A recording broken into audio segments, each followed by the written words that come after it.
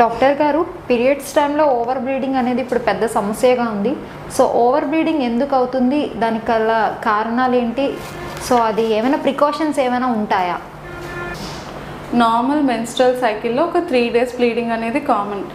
అది ఒక 2 to 5 days వరకు వేరీ అయినా అది నార్మల్ అని అంటాం. అది ఎప్పుడైతే 7 days దాటిందో ఎక్కువ బ్లీడింగ్ అవుతుంది అని.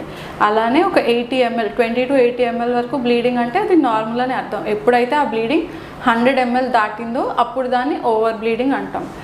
మనకి ఎంత బ్లీడింగ్ అవుతుంది అని ఎలా తెలుస్తుంది? మనం రోజు చేంజ్ చేసే నెంబర్ ఆఫ్ ప్యాడ్స్ని బట్టి.